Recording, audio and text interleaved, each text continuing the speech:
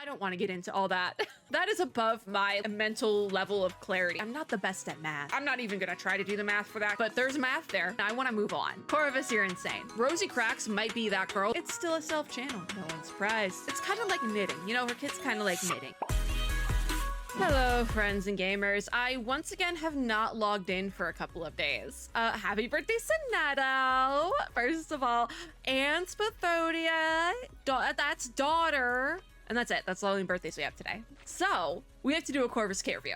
I, unfortunately, did not get Robuska to come home. I have sweets acquired. We'll check those later, because I will work on those later. But we have a half-patch moment. Also, the 3.2 trailer and stuff dropped, but I think I'm tabling reactions for a minute, just because this isn't like new information if you've been here for any amount of time, but I have to be in a very specific mood to want to do reaction content. I don't know what it is with my brain. I'd rather play the game than react to it, if that makes sense. And so, yeah, but I let myself sleep in because yesterday I did a little personal update as well while we're here. I've been stressing out super hard about jury duty, and they let me leave. So everything's great now.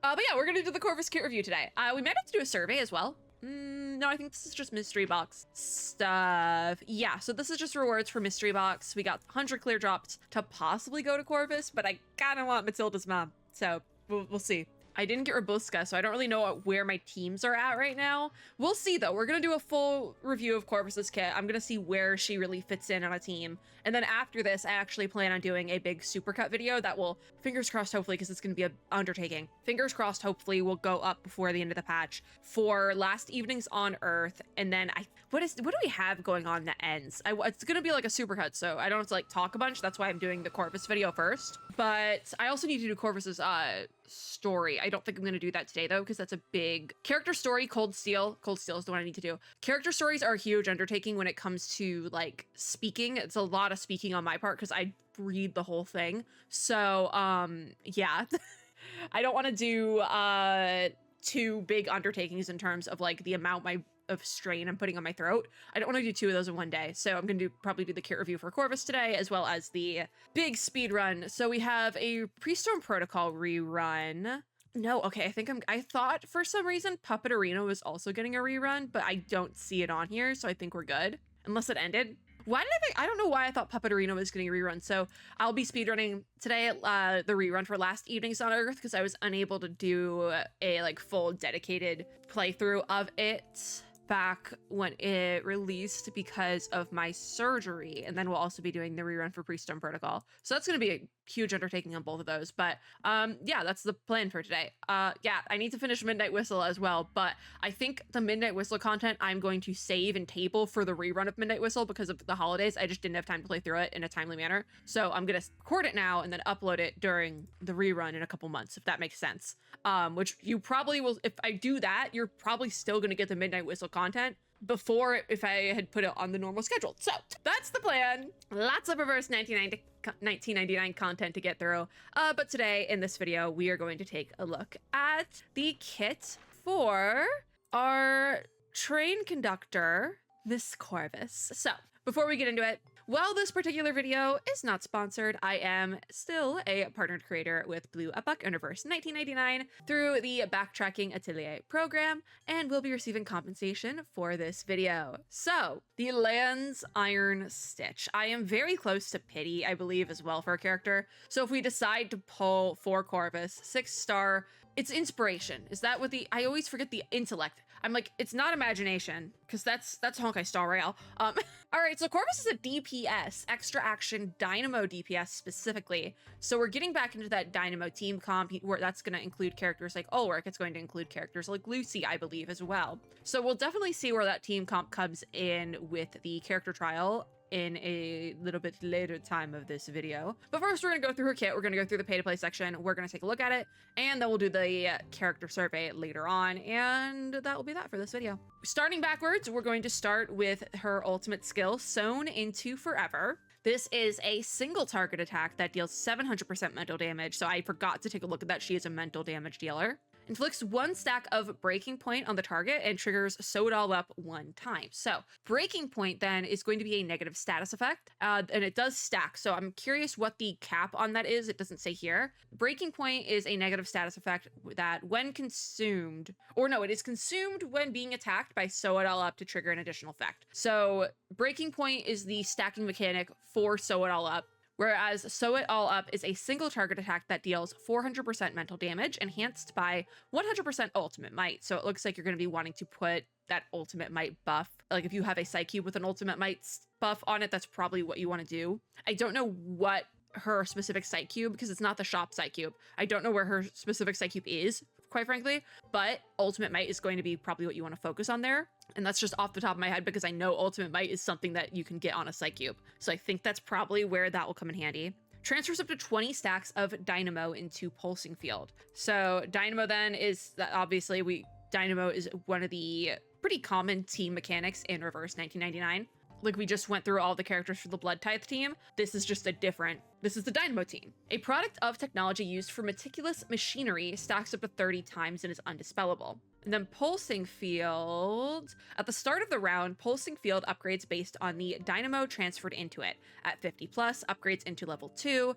At 120 plus, upgrades into level 3. Pulsing Field disappears. All Dynamo transferred into it are also cleared. So level 2, it doesn't say Pulsing Field level 1 buffs, but at level 2, all allies gain Incantation Might plus 25% and damage bonus plus 15% for 3 rounds. And then at level 3, all allies gain Ultimate Might plus 35%, Incantation Might plus 25%, and damage bonus plus 15% for 2 rounds. So at level 3, it lessens the amount of damage being done.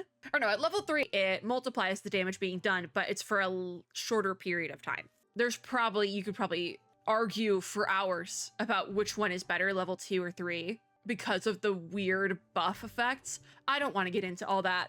That is above my mental level of clarity, I think. God, Sew It All Up is an essay. We want to talk about Rocket Science Kit. Rocket Science Kit is a haha funny little joke term I use for when a kit, if you get into the details of it, seems like rocket science with the amount of details it gives to how it works, but then when you actually get in game, most of it's passively happening and you don't even realize it. Like you don't have to actually know all of this information. So then back to Sew It All Up. Transfers up to 20 stacks of Dynamo into Pulsing Field. This attack counts as an extra action. So that's where the extra action DPS comes into play. And then it breaks it down by the level of Pulsing Field buff. So we do actually get level 1 Pulsing Field information. So we'll take a look at that in a second. If under Pulsing Field level 1, which is kind of that base level, consumes 1 stack of Breaking Point on the target to gain 3 stacks of Electric Arc. So Pulsing Field level 1 then, all allies gain damage bonus plus 15% for 3 rounds. So you only get that damage bonus at level 1, which I still think is good. I still think that's good.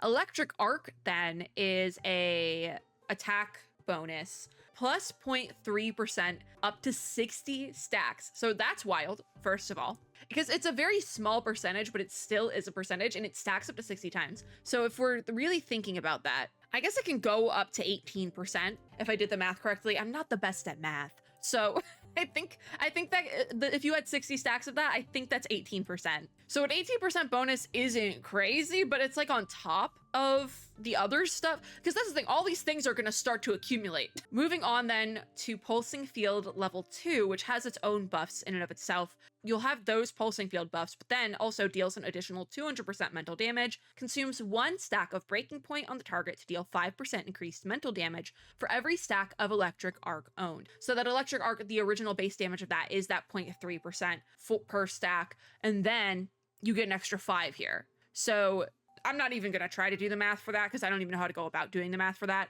But there's math there. There is math there. That's what I'm talking. Like, it's going to start to accumulate. If under Pulsing Field level 3 then, which again has its own buffs, it's for 1 less round, but it does have its own buffs, deals an additional 600% mental damage, consumes 1 stack of Breaking Point on the target to deal 5% increased mental damage, and grants Ultimate Might plus 0.3% to this attack for every stack of Electric Arc or Flickering Arc owned. We haven't even gotten into Flickering Arc yet. Now, Flickering Arc is going to be a positive status effect Attack goes up by 0.3% up to 240 stacks. It is undispellable. I'm assuming Flickering Arc is related to something else somewhere, maybe a passive thing. But if you had all 240 stacks of that 0.3 here, right?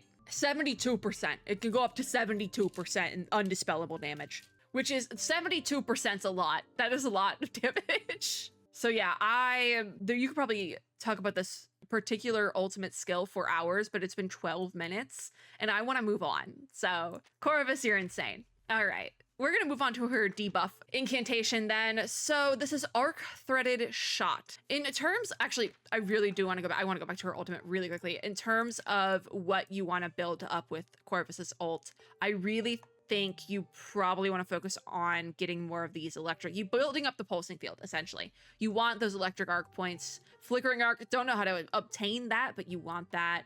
You want to stack Breaking Point. So I think whatever, in terms of like all of her skills combined, whatever allows for the most stacks of the various stacking mechanics in Corvus's kit is probably the best way to play her, but we'll kind of get into that more with her 2 incantations here. So we have her debuff, Arc Threaded Shot. At incantation level 1, this is a single target attack that deals 200% mental damage, so it's not as much as her ult, but that will go up with each level on it. Also gains 2 stacks of Electric Arc, inflicts 1 stack of Breaking Point on the target hit. So pretty standard. At Incantation level 2 then, this is still a single target attack, but you're dealing 300% mental damage over 200 and gaining 4 stacks of Electric Arc as opposed to 2. But the single stack of Breaking Point on the target still stays the same. So you are building that up a little bit. At Incantation level 3 then, still a single target attack, but it then deals 500% mental damage over, was it 400? 300. So you're going up to 500 and you are gaining 8 stacks of Electric Arc instead of 4. So the Electric Arc does double with each one. Looking at this from a DPS perspective now, because we've had a couple like the past couple of characters have been more support focused. So, or in the case of Sentinel, she was like a sub DPS focus, not main DPS, but Corvus is a DPS, extra action dynamo DPS. I do think she might be a sub DPS that you can use with Lucy, but we'll see in a second how they're putting her into team comps, which I don't have Lucy. And I said at the anniversary, I was like, I should pull for Lucy, but I'm also kind of afraid she might be out of the meta. I don't think she's out of the meta because Lucy is the dynamo DPS. Unless we're getting a new dynamo DPS in the upcoming patch, which could be very likely. We might actually take a look at that information in this video, just because now I'm curious about that. I'm sitting here thinking about it, or I might record something real quick after this to take a look at it. We'll see. But in terms of like what you want to stack here, because every character in Reverse 1999, in my opinion, has one incantation you want to stack and the other one you can stack, but it's not as important. There's like a priority there.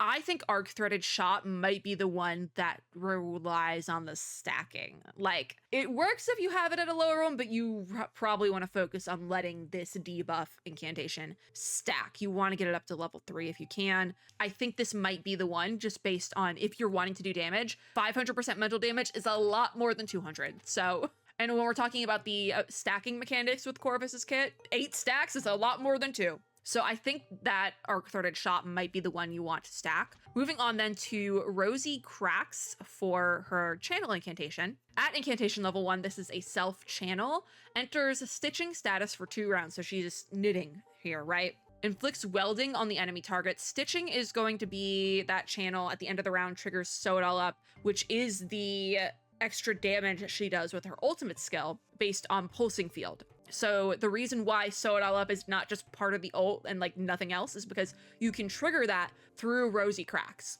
When gained repeatedly, the duration of the status extends accordingly, obviously. So I guess that would be, let's say you ran one, yeah, this one you don't need to stack because when gained repeatedly, the duration of the status extends accordingly. If you stack Rosy Cracks, it'll go for longer, but also if you run like 2 at incantation level 2 because you thought you could stack them, but it's like, oh, surprise, you thought that they would go to 3, you know, like weird stacking order where it's like, oh, that's a 2-star incantation, that's not gonna stack right with this other one. You could just run the 1-star and the 2-star and call it a day.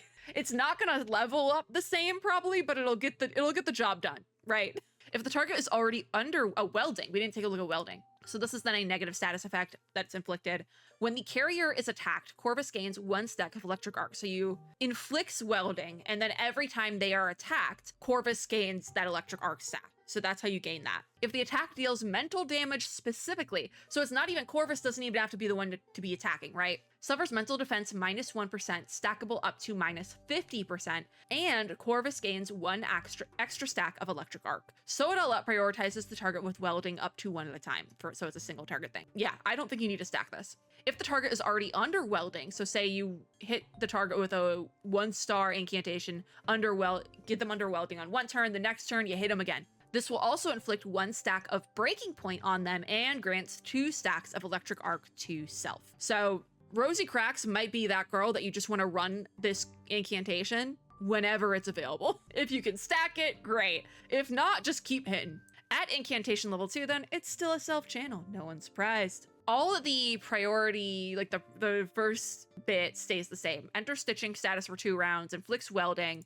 right? That's the same. What changes then is the 4 stacks of electric arc. So originally at incantation level 1, it grants 2 stacks of electric arc to self, and at level 2, it's going to be 4. So again, anytime we have one of these incantations where the leveling up is not super apparent, so only like one thing changes as you add more to the incantation level, that's usually the one where I'm like, yeah, you don't need to stack that one. It's not that serious. Rosy Cracks is that one. You don't need to stack Rosy Cracks if you're in like a dire situation. 1 or 2 star incantation is going to be fine there. It's the debuff that you want to stack. So at incantation level 3, then you get 8 stacks of electric arc over 4. So it is what it is there. Yeah. Well, there's a lot of information in Corvus's kit. I don't think it's that difficult to understand. It's just a lot of stacking. Which, you know what, makes sense, because Corvus's whole thing is knitting, right? And like knitting is one of those like craft activities where I'm like, on the surface, it seems really difficult, but once you understand it, it's not that hard. Going over to Inheritance then, we're going to take a look at her passive insight leveling. If you are leveling up the character, you just get these free real estate, but not really, because you got to pay in-game currency, and it's a lot.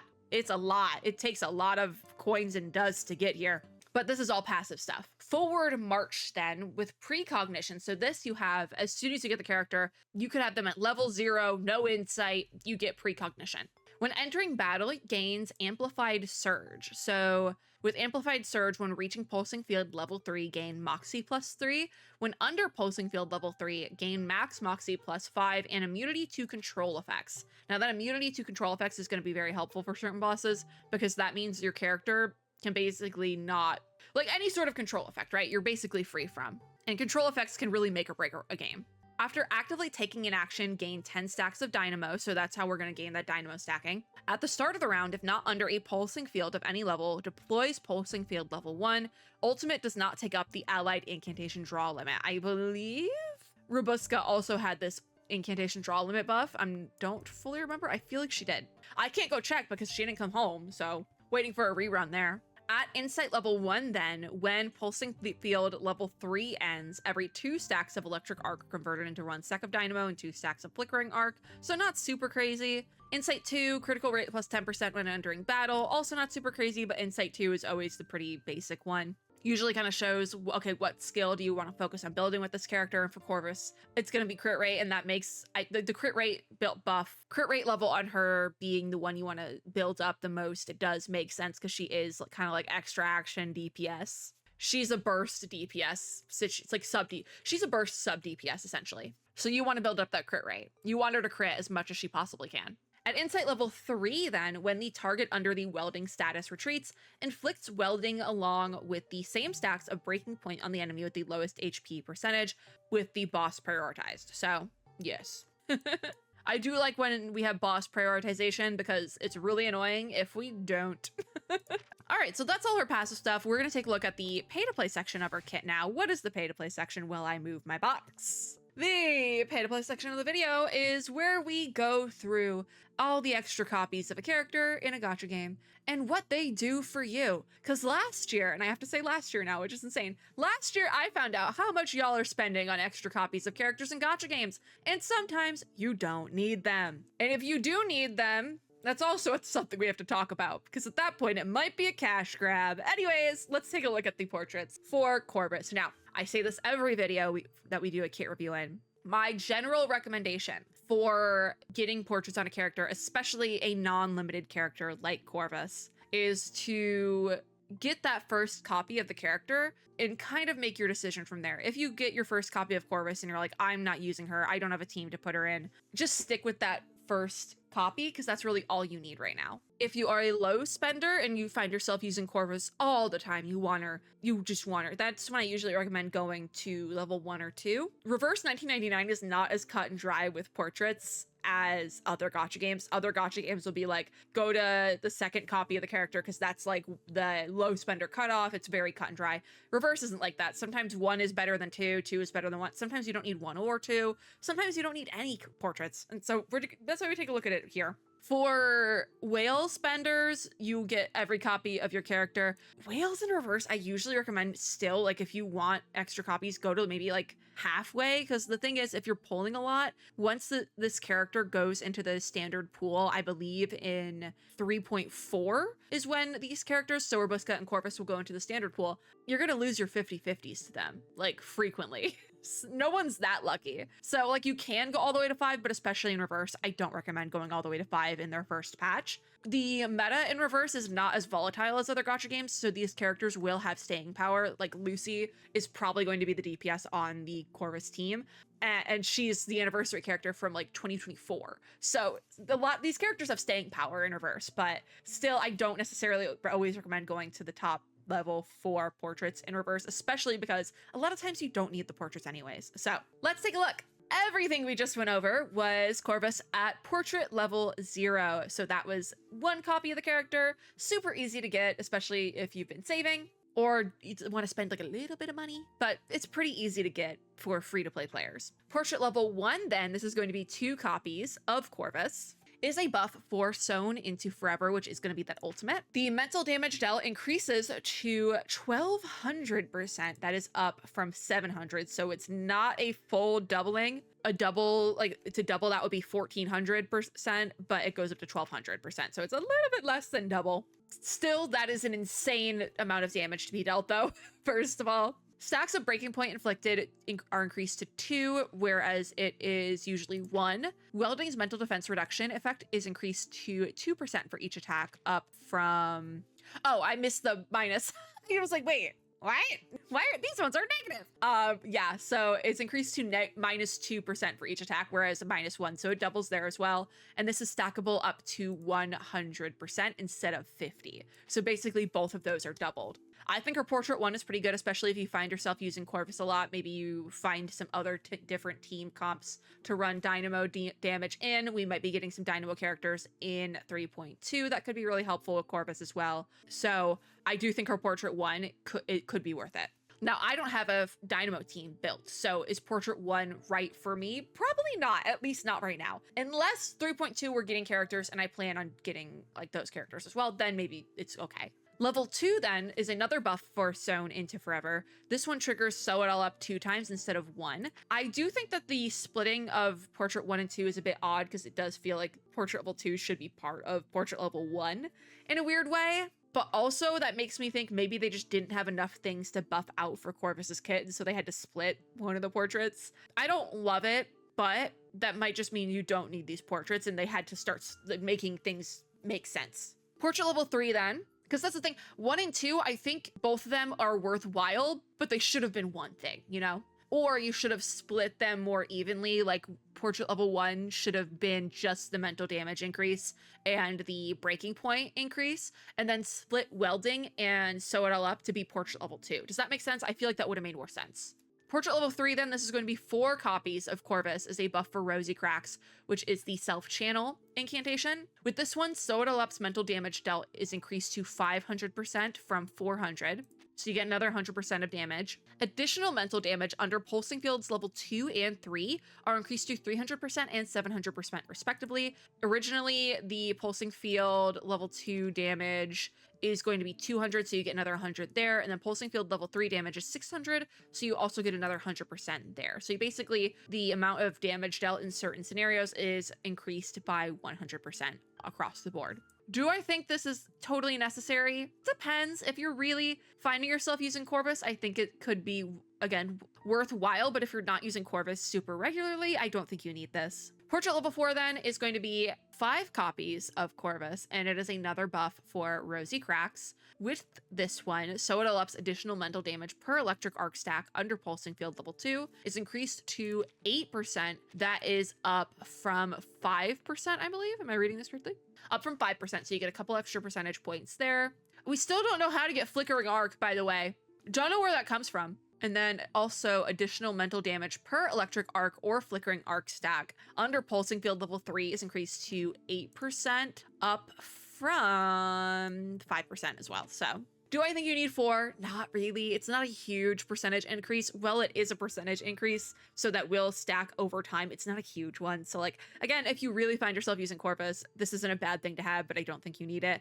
And you might lose your 50-50 to it eventually anyways. So level 5 then, Portrait level 5, this is going to be 6 copies of Corvus, and this is a buff for Arc Threaded Shot, which is that debuff damage dealing incantation. The stacks of electric arc gained at rank 1, 2, or 3 for Rosy Cracks is increased to 4, 8, and 16 respectively. Now originally those are going to be 2, 4, and 8, so it basically doubles the base number of stacks for electric arc. It doubles it, yeah. The electric arc stack limit as well is raised to 80 from 60, and the flickering arc stack limit is raised to 320 up from 240. Now, it does not say anywhere where to get flickering arc. Never mind, you get flickering arc with Insight 1. Never mind, I lied.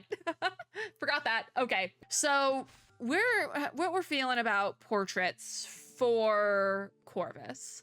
I think anything after portrait level 2 is optional. I don't think it's full.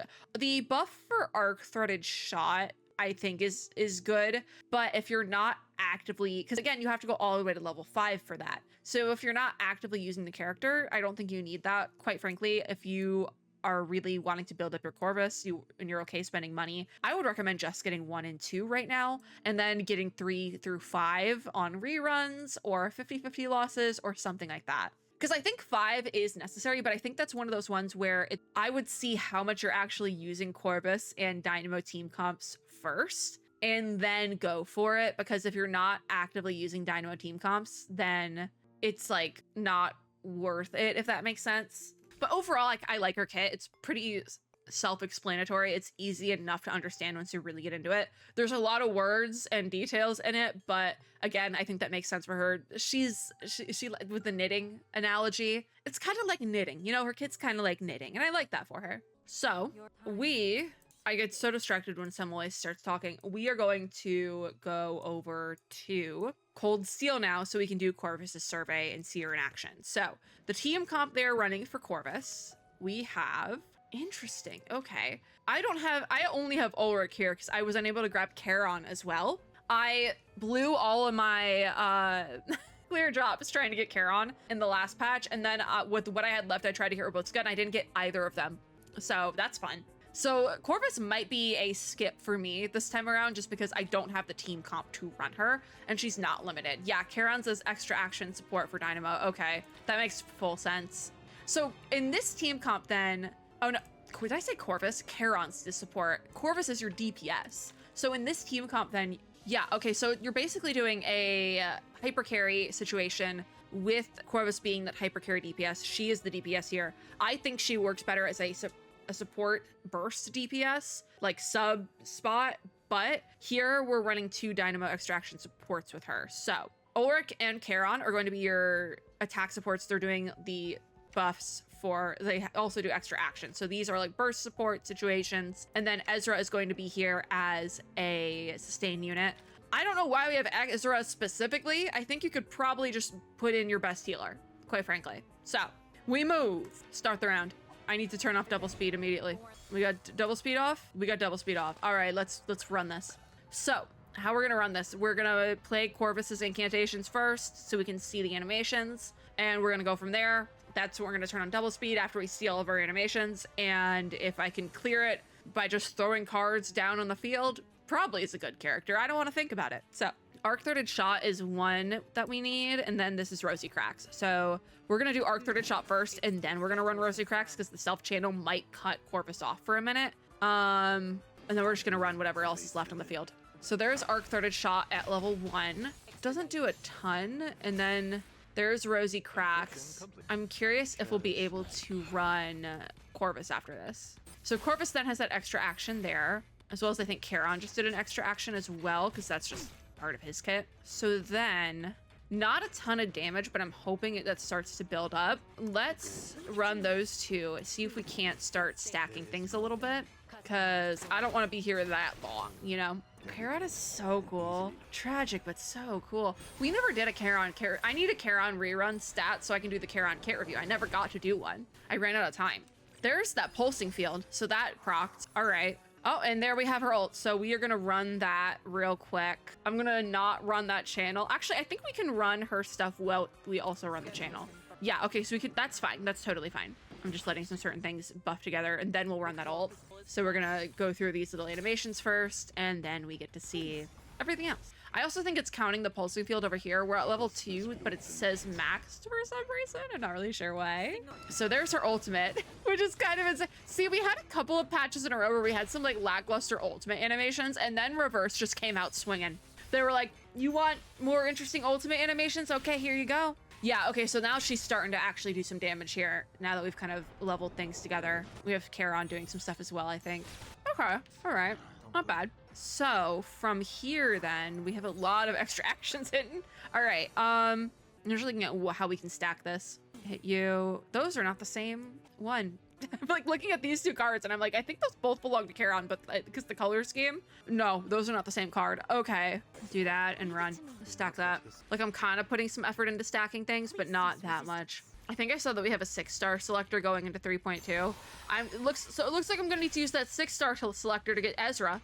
I probably won't use it to get Ezra, but so my pulsing field is at level 3 because there's 3 stacks here. I don't know what that 1 means. I'm curious about it. Now it says 3. I don't know what these numbers mean, but I'm not at max anymore. Okay, run that, run that, run that, run that, let that stack and run that, and then that'll stack for later. Cool.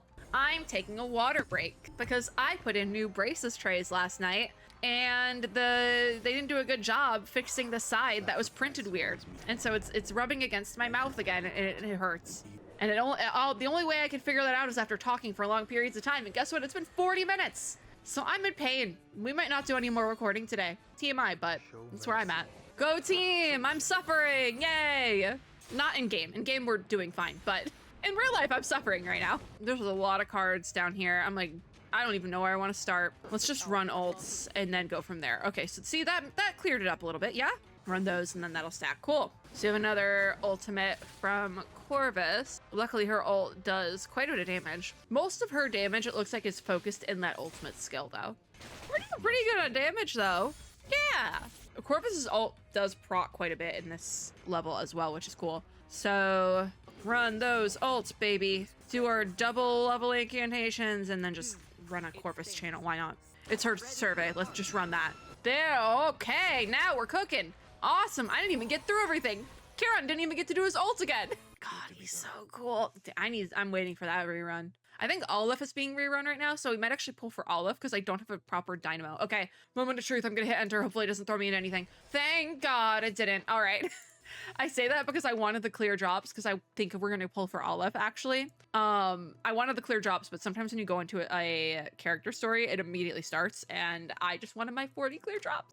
So let's check out those banners. So we do have that Yearning of the Water banner with Kiparina and Olive. Now, people called this a scam banner. I actually don't think this is a scam banner because Kiparina and Olive are both really good support units, but they're good support units for impromptu incantation teams. So I clicked the wrong button. I wasn't even looking at the button I pressed. Let me get the box back. So this Yearning of the Water team, Kiparina is a good impromptu support, and then Olive is as well. That with inspiration works really good. Both of these characters work very good as supports for Barcarola, and Barcarola has been my girl. So I might pull in this banner because I would not be opposed. Well, I want Olive mostly. I would not be opposed to getting a extra copy of Kiparina either. So we also have the intersecting lines still running for 2 days, so might still have some time in this one. This is the Wind Song rerun.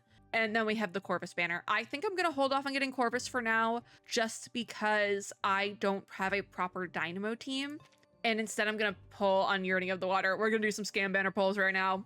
We do get 20% off on the first tent pull, the first 3 tent pulls. So I don't have enough to do a tent pull. This is where I will be pulling though. I'm gonna wait specifically to do my tent pulls though, just to get that 20% off, because you only get the 20% off in the tent pull summons. So I'm gonna save that for now. We're gonna do a little bit of gaming, possibly off camera now because my mouth hurts. We'll see. I might have to do Last Evenings on Earth and the other rerun off camera now. I plan to do a speedrun supercut, but if I can't get fixed my braces tray, I'm not gonna be able to talk the rest of the weekend, I think. Because my dentist is closed and I can't have them fix it until Monday. So I might be doing some off-camera gaming. But yeah, I don't think Corvus is a bad character. I just don't have a proper team to run her with right now. That was the one thing I did want to check. I do want to check the situation with our upcoming characters and see if maybe she's a support for one of them. So we'll go to notice. We have their mystery box carnival preview. Should be here. And I'm not going to go over all of this right now. I just want to find the new character info. Does it have the banner stuff? This looks like a fun minigame. The unheated gem for Broom. That looks fun. Banners. It's just showing me events. I need banners. Matilda anecdote. That's going to hit. Fate's Curse. It's a limited summon. God damn. Barrel. What character? 6-star inspiration. 6-star intelligence. I don't think we know anything about her kit. Oh dear. But you know who is getting rerun? Anjonala. I should just save. I think I might just save, actually. I might not pull for Olive, actually. I know I said I was gonna, you know, looking at this, pull plan has been amended. I'm just gonna save and pull for Beryl and Anjonala, I think. Yeah, that sounds about right to me. I don't think, like I said, I don't think Corvus is a bad character. Oh, that's my crew page. I don't think Corvus is a bad character. I don't have the proper team for her. And I think at some points you have to look at it and take the L. And today we're going to take the L. We're taking the L on Corvus's banner so that I can get Matilda's mom to come home later. So that's going to be it for this video. Thank you guys for watching. If you liked this video, make sure to give me a like down below, as well as subscribe for more and hit the little notification bell to be notified when I upload new ones. As always, I hope everyone hatter is having a super lovely day wherever you are in the world. I'm gonna go figure out what's going on with my braces, and I'll see you all in my next video. Bye, guys!